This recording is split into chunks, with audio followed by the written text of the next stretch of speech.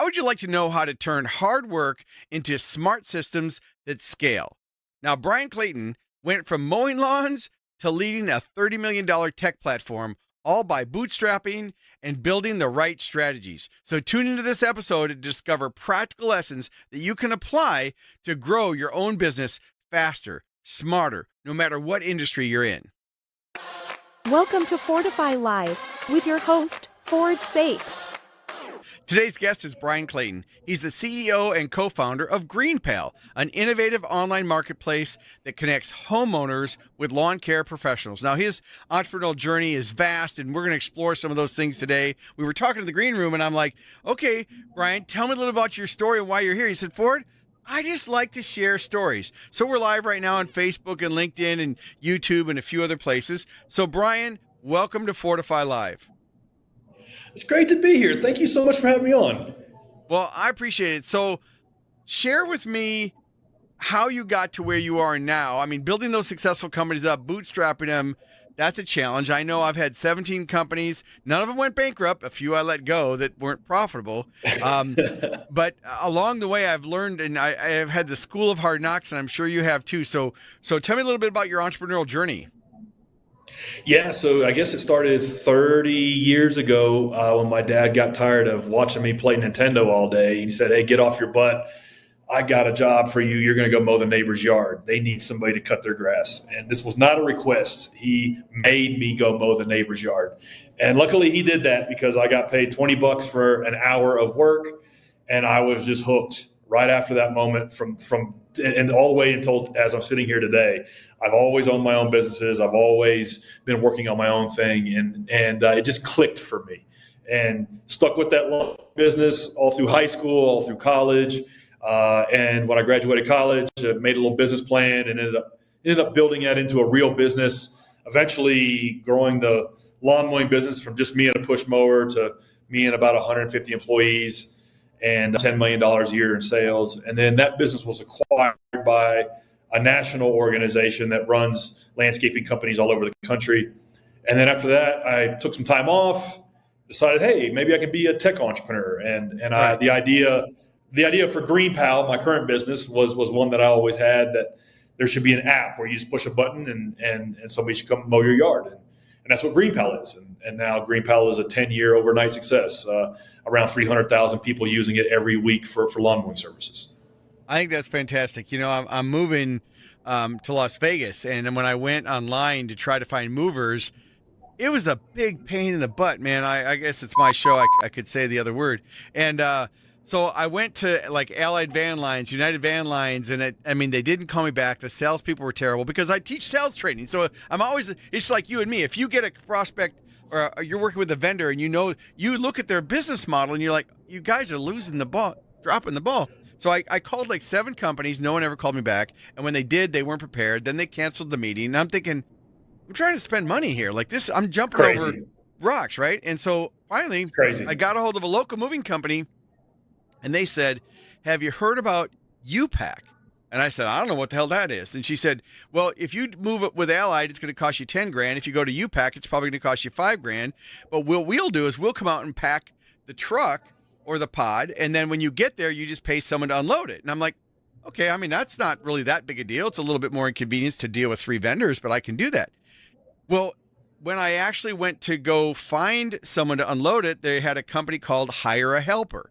And Hire a Helper, you basically put your criteria in and your date, and they connected me with the helpers, and transactionally, it was done in 2 seconds. And it made me think about what you're doing with GreenPal, is because I would love, you know, I have lawn care service here. I've got a 5-bedroom house and they mow every week, but sometimes it's turnover. You know, there's a chuck and a truck. It's like anybody with a lawnmower calls themselves a mower. That doesn't mean they're skilled and qualified to come in and do the work or do landscaping. I mean, I had somebody, Brian, come in and try to remove some weeds.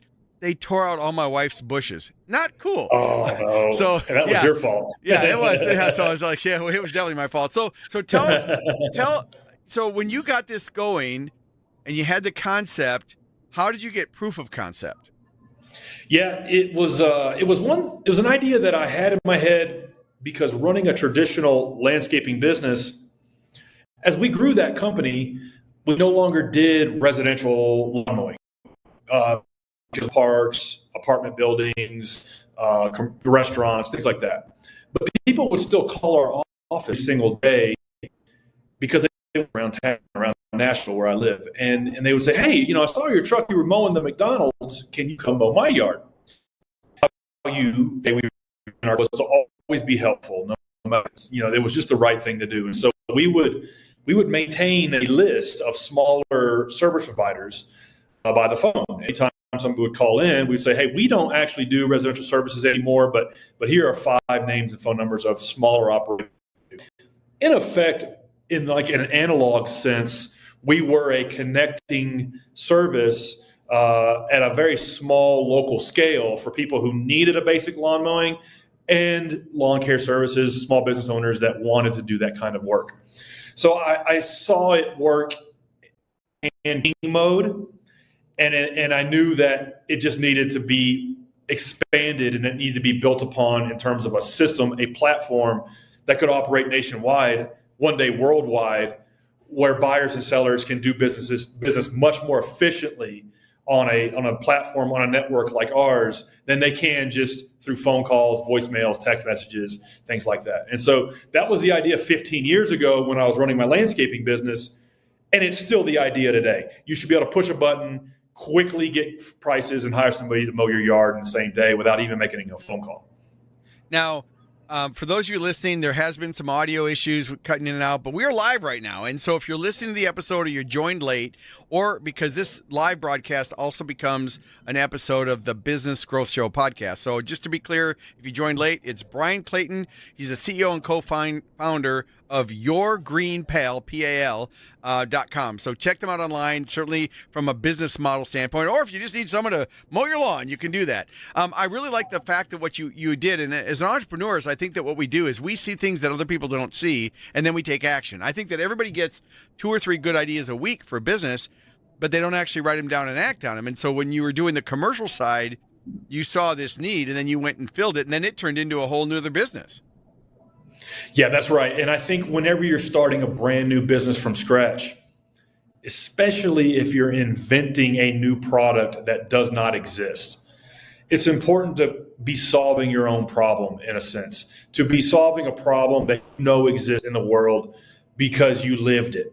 I do mentoring and coaching as a hobby for other startup founders, and there was one guy who was founding an app similar to ours, but for small pizzerias. And it was the way that you could order delivery from any pizzeria in any neighborhood in the United States. And he actually ran a pizzeria for 15 years, and right. he knew what that looked like. He knew what a day in the life of a pizza shop owner feels like, and the visceral pain of what that life is like, and how technology could help make that life better. So it's important, I think, to have that firsthand kind of visceral experience, the scars around what goes into building and operating a business in a traditional sense. And then if you want to invent a new product, a new piece of technology, start with those first principles that you experience, in your own life. Yeah, I think that's true. You can't drink from an empty well. I have a lot of people who come to me with ideas, and I'm like, well, what's your basis for this? Well, I just think it'd be a really good idea. Or they come to me, Brian, and I'm sure, especially when we both coach entrepreneurs, they come to you and they say, I have a product for this industry, and I did the math, and there's this many people, and if I get 2% of this people at this, and they've done this metric, and then they say, I'm going to be a millionaire in 6 months. And, it's hard for me to say, okay, it's possible. I mean, I'm a prosperity thinker, but you're delusional about you don't know what you don't know. And you're trying to just use that math as an issue. So I helped a company. I've had a business incubator, and I run a digital agency called Prime Concepts Group. So I'm a Hall of Fame keynote speaker, but I also run a digital marketing agency where, we do branding and marketing, video and AI and all that stuff. And this guy came to me with an idea. And it was floating swimwear. It was a swimsuit for kids with flotation sewn into it. And he was making them out of his basement, and he was selling them at boat shows. And I came to him and I said, look, you could scale this, and here's how you could scale it. And he said, kid, I was like 30 years old, but that was already on my fifth business, and I had two or seven figures. Like, I might have been young, but I'd already, learned a lot. And he goes, if I had a nickel for everybody who told me this would work, I'd be rich. I said, okay, fine. So he came back to me 6 months later when he was out of money, and I took over his company and we scaled it. We went to one trade show, and the first weekend we sold 380,000, something like that, in suits. Wow. I said, but then they were $39 a piece, to do the math. But the problem was he had production problems because we oversold the production, and then we had supply chain issues, and then we had staffing issues. And I tried to explain to the guy, there's a lot more to it than just finding a need and filling it. I mean, there's Totally. so many areas of that. So yeah, I had to. He got the education. He ended up growing the company up to $10 million in 3 years, which is a lot. And Awesome. then we sold it. And then he had to pay me a commission for the sales that he sold up to that point. But the idea was good. The concept was proven, but there were things that he hadn't thought of. I think that happens to a lot of people. Totally. That actually the problem you kind of want. I know there's a problem and a solution out there, and my product can help solve the problem. And it's everything else. It's the execution that is hard. That's a good problem. The problem I see more is the product in search of a problem. And it's the problem, it's the product that nobody wants, and you're building it in search of a problem and a solution. A quick story that I dealt with a couple of weeks ago. Founder reached out to me and said, "Hey, I love what you've done connecting buyers and sellers in the landscaping industry, and I in a similar industry. And it's in the home improvement industry for building supplies." And he said, "Let me tell you my idea." And he said, "I just built this house, and I saved a lot of money because I went to the commercial supply house and I got an oddball custom front door. I got a weird able to make work. I found 5 windows that were special order that they had in the back that I picked up for peanuts, and I was able to save a bunch of money with high-end finishes because all of this dead inventory is sitting at this supply yard." And he said a platform needs to exist to help match buyers and sellers for all of this dead inventory. And I thought that is a great idea. But before you get started, let's just see if we can sell some of this stuff in an analog sense before we write any code. Because this guy was a rock star product designer and engineer. He knew how to write software. He knew how to build mobile apps. He knew how to design software. He had done 4 or 5 companies or apps already. And so he said, "Well, yeah, but I don't really have time for that. I got to build the inventory system, and I'm working on that right now." And I said, "Yeah, but first, let's go to the supply yard. Let's take 100 items. Let's put them on Craigslist, OfferUp, Facebook Marketplace, and let's just try to sell $5,000 of the crap in an analog, hand-to-hand combat, belly-to-belly sense before we build the system." He said, "I'm telling you, I had to do that. I gotta do the mobile apps. I gotta design the user interface. I gotta get the social media accounts loaded. I don't have time for that." I said, "Please, I beg you, just take 3 days and do this, and then after that we can talk." And so, sure enough, he did it. He calls me back in 2 days. He said, "There's no business here." And I said, "What do you mean?" He said, this will never work. This will never work. It doesn't matter how good the system is. People expect it to be this dimension, it's that. You sell stuff and then you got to take it back. There is no uniformity. There's no consistency. This is a nightmare. And I said, "Well, aren't you glad you didn't spend the next 5 years of your life in it?" And so the lesson learned, and this is a lesson I have to tell myself, is take things down to first principles first. Hand crank them, belly to belly, hand to hand combat, and then build the processes and systems around that. Yeah, I'm the same way. I always say, start simple, get complicated later. Don't get seduced by technology. Sell it first and then create it. I mean, I used to, before the internet, you're old enough to probably remember direct mail, right? They used to mail things out. Totally. I was a direct mail guy. So I was doing about $1 million a month in direct mail. And when you direct mail, when you mail that many pieces a month, you're looking at the cost of postage, the printing, the mail distribution, the bounce back rate, the return mail rate, your conversion rate. I mean, there's a lot of different pieces that go into it. And I got into infomercials, and I invented products. People can Google my products. I know some of our listeners already own products that I've invented. And I was doing infomercials, and I was selling products on HSN, Home Shopping Network, and QVC. For those of you millennials, those used to be TV shows where people sold things online on TV. So we wrote the scripts and did all that. And people would come to me after I had those infomercials, and they'd say, well, I've got an idea for a product, and you've already got the connections. I just created this new dog collar, make it up. And they're like, this is going to make me millions. And I'm like, it's so hard to kind of share with them. And then they're like, oh, and I've gone to China, and I'm printing 50,000 units. I'm like, what the hell are you doing? You're putting the cart before the horse. You need to know how to sell this first. And even authors, I'm in a Hall of Fame keynote speaker. Speakers will come to me and they'll say, I'm writing my book, and I've got it done. It's going to print next week. And as soon as my book gets done, I'm going to hire you, because my consulting fees start at $25,000. And I'm like, no. Wait, you're writing a book? Wait, do not publish that book. And they're like, no, I said, no, do not publish the book. Write the copy of the book, put it on LinkedIn, put the marketing copy in there, say coming spring 2026. See if someone will buy you the book. See if you can get pitched on the media. See, and I had this guy that was a cybersecurity guy, and he was going to write a book called "Keep My Network Safe."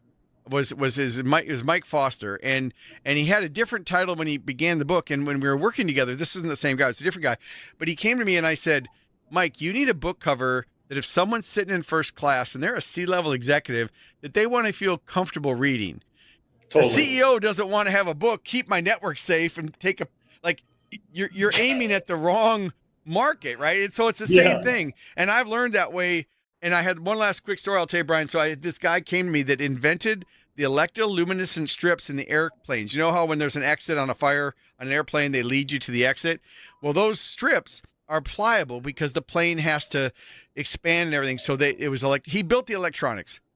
He came to me and he was going to put the electronics in fire and police vests. So when police and fire, it's a great idea. When police and fire are out, that their jackets would light up. Now this was 25 years ago. So the technology today is a lot easier, the LED, but back then he was a pioneer. Yeah.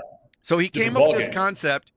And he never got it off the ground. So then he bought all the electronics. So then he decides what he's going to do is he's going to sell Light Guard. It's a belt for joggers that has a 9-volt battery in it, so that when joggers are jogging, it lights up and prevents them from getting killed. I'm like, that's a great idea. Now, I was already in the sporting goods business. I was doing $50 million a year in the sporting goods industry with my own product. So he came to me to try to sell it in that industry.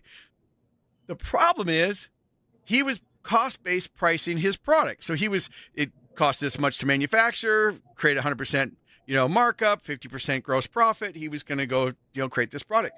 And I said, John, this isn't going to sell. He goes, oh no, this is a great product. I said, people are only willing to spend maybe 10 to 20 bucks. You're trying to sell this for $70. Mm-mm. Even though they want to be, he goes, well, what's their life worth? I said, it's perception. It's like when I work with brands.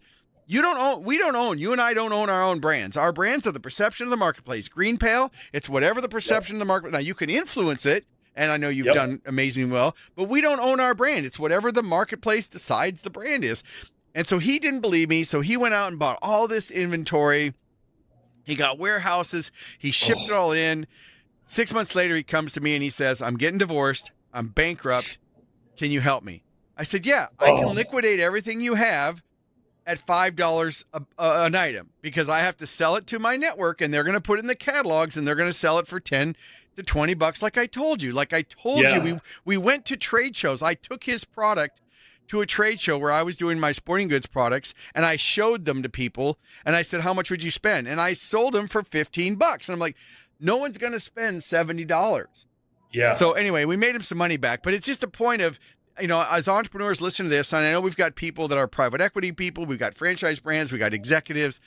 If you're in business, people say, find a need and fill it. But Brian, I think it's find a want and fill it. People don't do what they need. They do what they want. But I'd love to hear your take on it. Well, I love that you validated it at the trade show. You said we can Right. sell this for 15, $20. And it reminds me of a quote that I love. It's called Fire, then Cannonballs.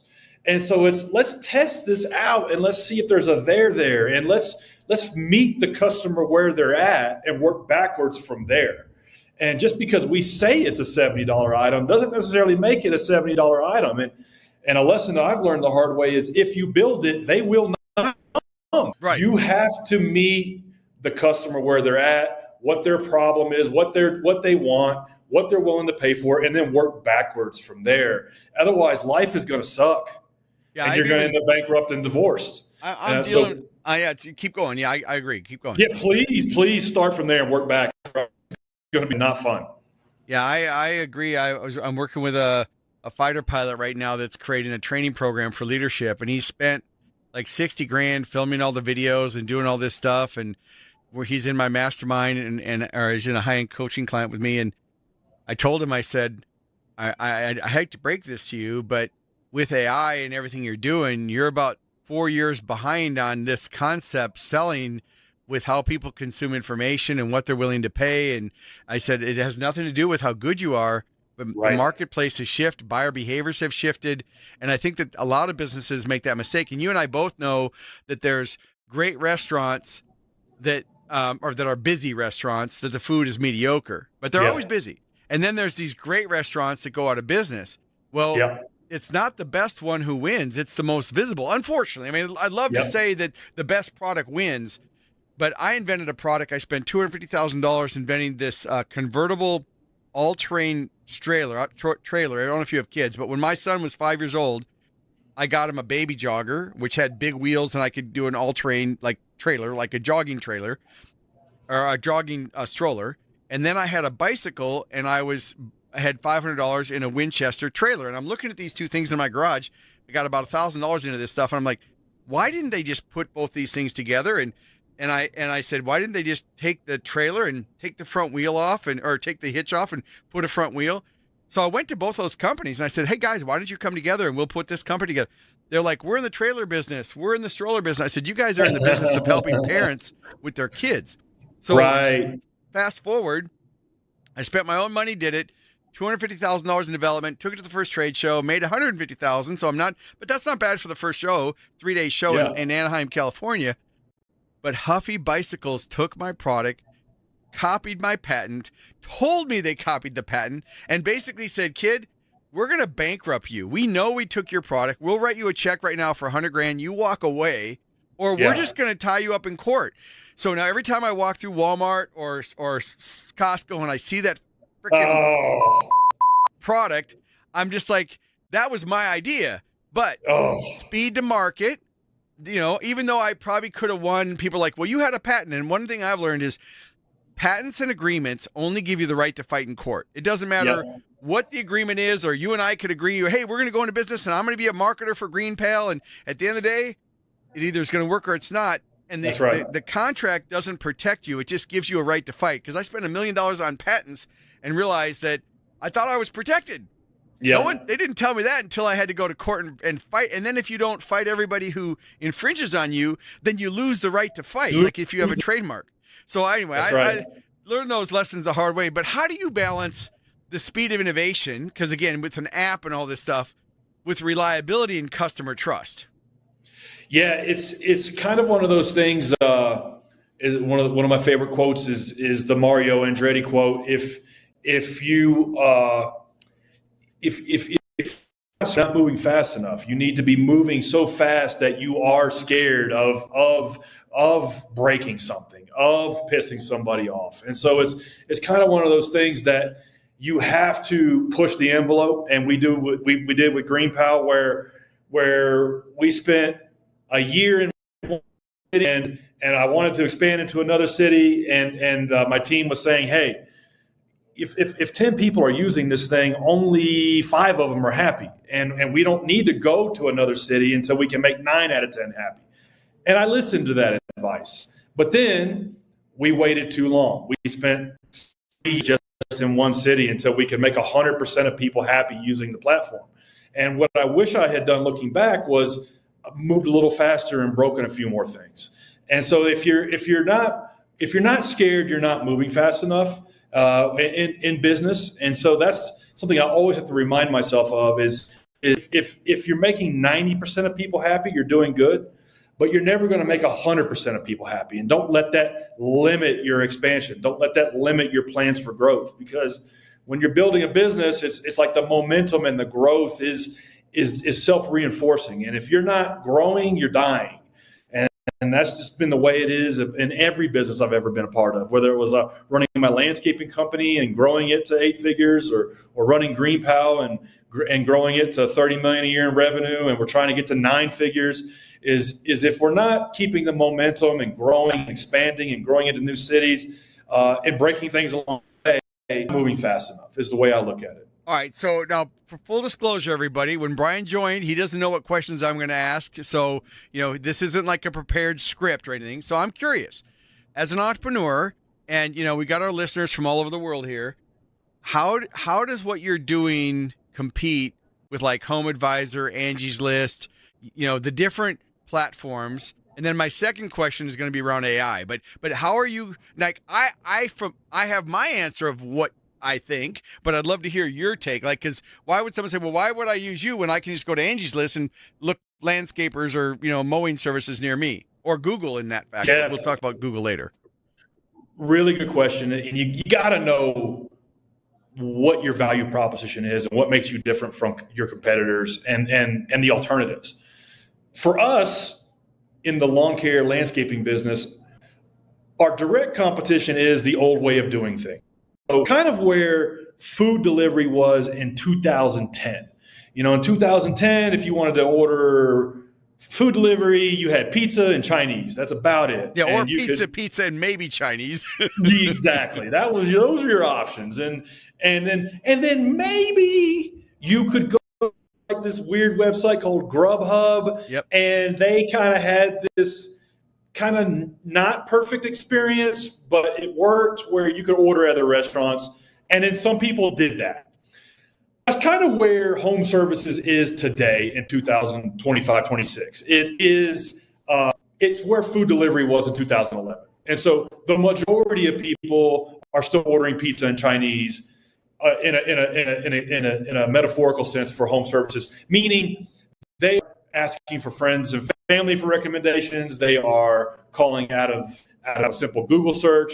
They are dialing for dollars, emails. They are asking for recommendations from people at church or whatever, and doing it the old way. And then if you tried all of that and then you still got like ghosted and your grass is 2 feet tall, you got to get a lawn guy. Then you might go to Google or Facebook and say, okay, I need a lawn mowing service near me. And platforms like GreenPal, like Angie's List, will pop up. And then you can kind of say, oh, maybe this works like Uber or DoorDash. But for lawn care, I didn't know this existed. But okay, let's check it out.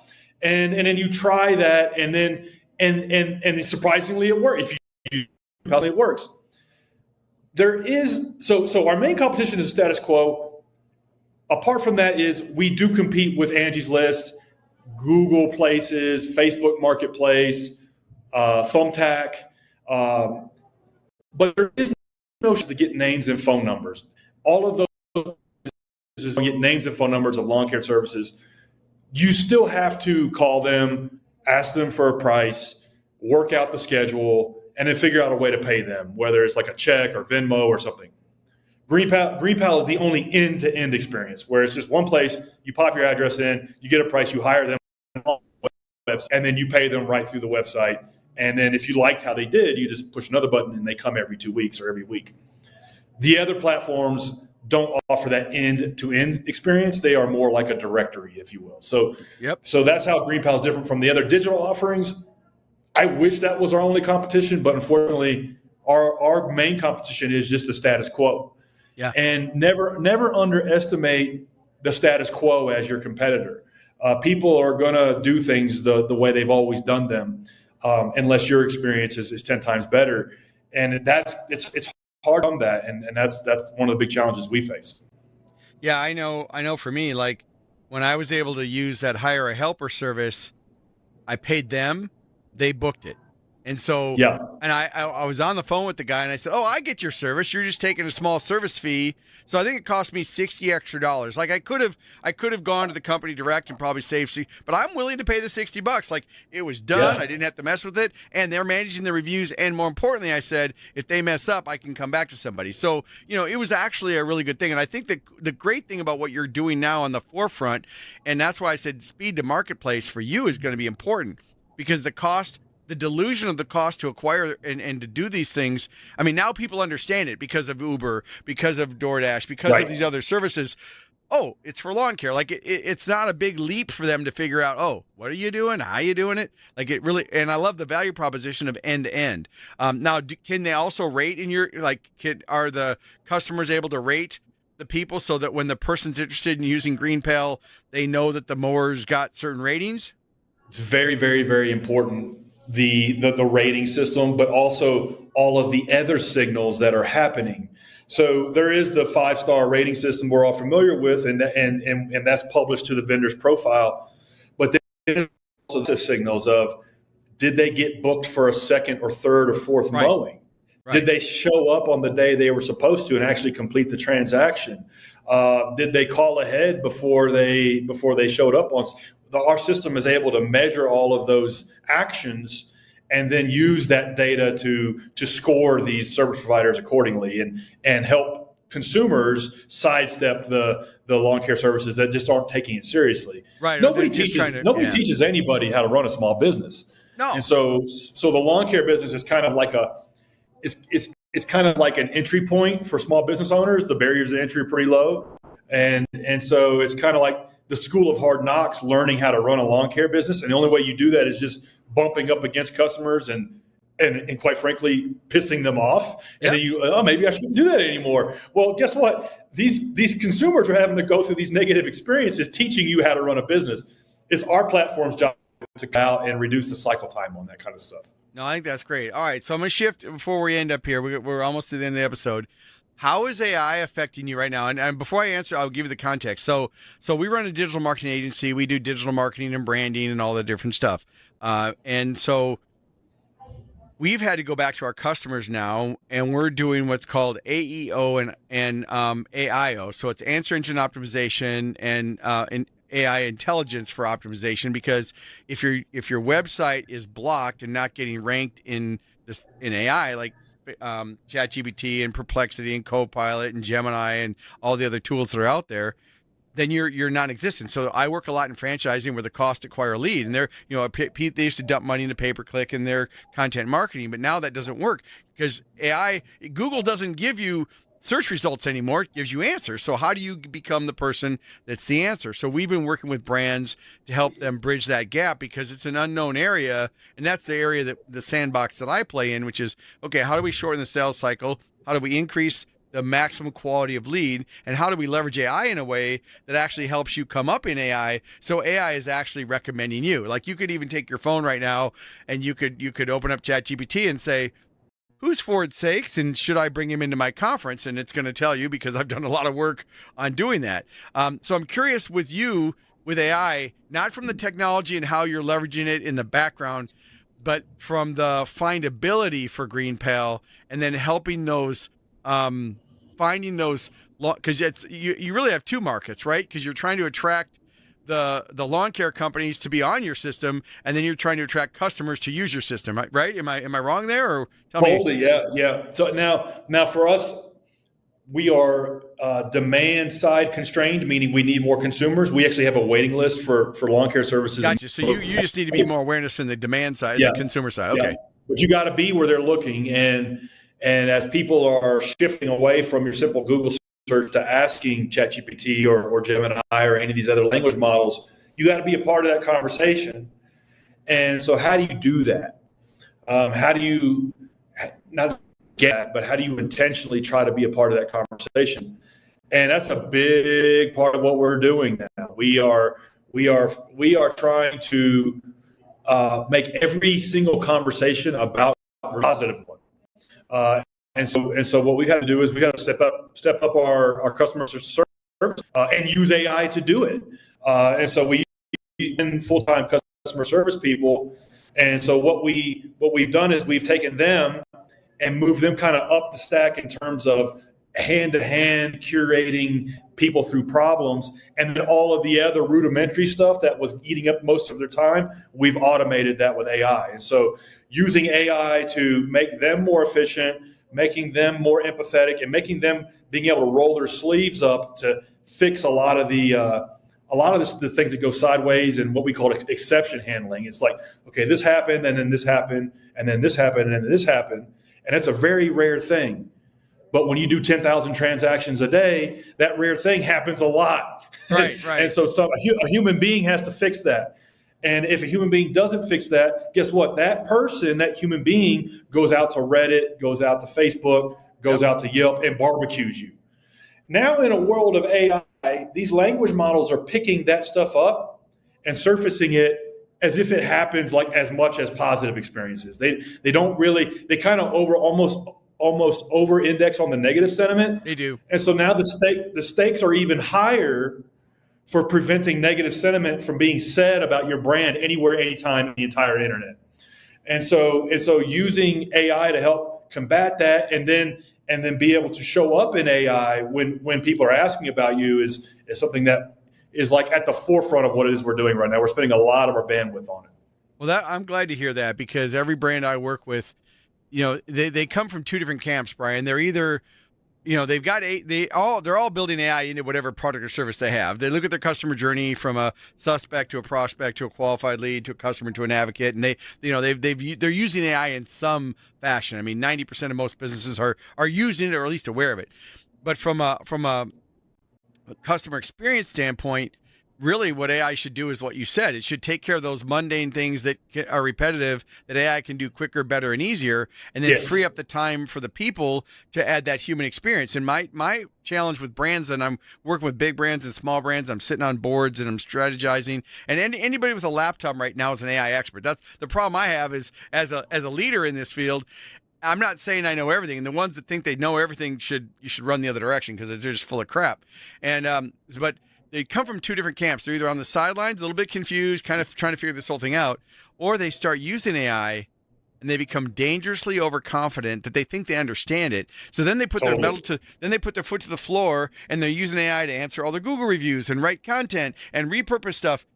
But it's all AI, and AI is being read by AI, and it just gets blocked. So they have this, they don't know what they don't know again. And I think that the lesson I want the listeners to hear today is listen to what Brian and I have been talking about. Is there is a place for AI. You're not going to put the genie back in the bottle, and it has a place. And yes, it's going to take millions of jobs, but it's going to create jobs. And more importantly, the real currency of the future, I think, is that human experience. So when you can add that empathetic, real person into the loop, not by labor. We're not talking about trying to add labor costs, but that's where the brands are, because like you said, Perplexity, and there's studies on this. I won't give you the exact quote because I don't remember off the top of my head, but Perplexity and ChatGPT now, Reddit and some of the other social medias are like 75% of how they determine what results to use, where it used to be websites and things. Now it's the authority websites that they go to read all those conversations to determine what company they should recommend. And it's crazy. Totally. And the stakes are, like I said, the stakes are higher than ever for one pissed off customer to go out and barbecue you or two or three places. Well, guess what? As far as ChatGPT and Perplexity are concerned, that's all your business is about. Because it's just going to pick that up and spit it back out. So be terrified of that, and try to make every single person happy that you can, because there's so much more power in their hands now than there's ever been. And the way we think about it is we recently built this system using AI internally where we go and mine all of this stuff on Reddit, on Facebook, on Yelp, on Trustpilot. We bring it in, we ingest it, and then we kick it out to Gemini, and we say, hey, analyze these 100 things that these customers said about GreenPal last week, and pull out the positive sentiment, the neutral sentiment, and the negative sentiment. Tell us what we're doing well, tell us what we're doing bad, and then give us 5 product ideas and 5 company improvement ideas that we can do to prevent negative outcomes. We've been doing that for 4 months now. And that one thing, that one flywheel that happens every week has helped us get so much better as a company. And so that's using AI to use what's already out there to help make us better, I think is a good way to implement it. Well, thank you so much. Any closing comments you have for our listeners today? Yeah, I think a lot of times as a founder, you can think, hey, it's too late. I waited too long. It's passed me by. I can't get started in AI, or I can't get started in building a marketplace, or I can't get started building that online business. And the reality is, it's day one. Yep. This is the best time. I've been doing this since the mid '90s, and I think this is the best time since I started in 1995 to start a new business, because there's so many new tools, there's so much more opportunity, there's so many unwritten laws of the game now that you can exploit, and so not too late. You didn't miss it. Awesome. Well, thank you so much for joining us today. Thanks, Ford. Thanks for having me on. I enjoyed it. All right, everybody. So thanks for tuning in to Fortify Live, where we're all about accelerating your business growth. Brian, it's been inspiring to hear your journey and share your insights from the ground up to the lessons you've learned along the way. So to everybody listening, remember, keep innovating, keep growing, and keep fortifying your success. Thank you for tuning in to Fortify Live. Make sure to like, comment, and share this episode on your favorite social media platform. And don't forget to subscribe to the Business Growth Show podcast, available wherever you get your podcast streaming fix. We air weekly at 11 a.m. Central Time. So until next week, keep pushing the boundaries and never stop growing.